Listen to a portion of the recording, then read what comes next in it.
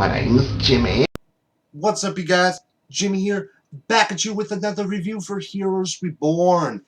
This is the 9th episode, titled Sundae Bloody Sundae, which in this episode we see that we are back in the present day, even though it is not the same as it once was. Butterflies, as Hiro Nakamura would say.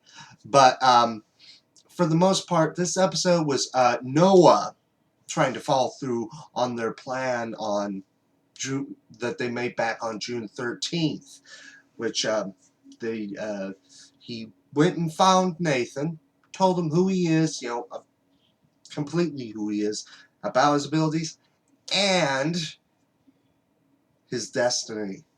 But also at the same time, we see that Erica is really interested in him for the fact that she's lost her time traveler, which the joke's going to be on her because after Nathan tried to save Emily, he obtained a different power, and it's got to be Luke's, which it's like a solar power.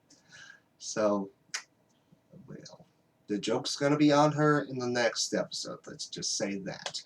But the thing I liked from this episode, and first off, this is not a character I really cared about, but not a character that I hated, was Luke's stuff from this episode, because we got to see, I don't know what this was, some place to bring Evos, and it was actually run by Matt Parkman, which I thought that was cool to see him again, because I thought it was just going to be a one episode thing. I just honestly thought it was going to be a one episode thing, so I really wasn't expecting, but I knew when he said he gets inside your head, I'm like, oh, that's Matt. It's gotta be. I mean, that's too big of a hint to get wrong. But, it kind of showed a little bit of Carlos kind of re-experiencing his past because Matt's, his abilities to be able to let you kind of live your nightmare, and it feels so real. So his nightmare would technically be reliving that moment, which I'm guessing he was a big coward, hence why he took the glory from another girl that had abilities. So yeah, there was that. And another part that I thought was interesting was the stuff with Taylor. Not because of the character herself, is that we got to see another butterfly. Renee, the Haitian, is alive. So it kind of makes me wonder what happened. I can understand how Quentin is alive because he made that deal with Erica. But how did that affect whether Renee lived or not? I mean, I wonder if it's something that's going to be answered, or is this something that doesn't really need to be answered? But, we see that she's trying to get in touch with Hero Truther, which is actually, the whole Hero Truther thing is actually run by Mica. But, the other Evos are trying to find a way to rescue him, which they keep on calling him Mica in the episode. I always saw it being pronounced as Mica. The chick that played his mom said Mica. I mean, every person that said his name in the original series pronounced it as Mica, not Micah. Micah just sounds kind of ridiculous because we're used to it pronounced in a different way. But I thought that was very cool, which I guess we probably going to see Mica in next week's episode, which is the fall finale. Yeah, I guess they're doing the same thing as they did with Constantine. Show us so many episodes, and then we're going to have to wait at some point next year, first quarter of next year, and then watch the final 3.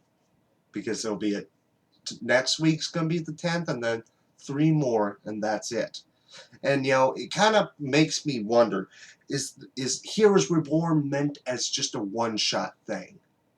I mean, it is technically considered a mini-series. So that's kind of what makes me think it's just a one-shot sort of thing. That's kind of what I'm thinking myself. But, you know, I thought this was a very interesting episode, especially the end. And this is sort of a spoiler alert. Somehow, Mica is still alive. I don't know how, but she's alive. Maybe we'll have some sort of explanation on that in next week's episode. So, but overall, I thought it was a very interesting episode, you know. Sort of leading us towards the fall finale, which I am really looking forward to seeing what's going to happen. But the fall finale kind of seems like with the preview, feels like a season finale, the way that they presented it as. But that's pretty much my thoughts on the episode. Let me know yours down below, as well as if you noticed anything that I did not mention. And also, next week, I will be starting reviews for Jessica Jones, which I'm pretty much doing the same as I did with Daredevil. Every day that I don't have a review going on, I will review one episode of Jessica Jones, because you know, I don't see a need for me to just rush and just watch the whole series, say what I need to say about that first season of the series in general, because, you know, I don't make money on the videos. I'm not in a rush to get through them. So, I mean, I just like them.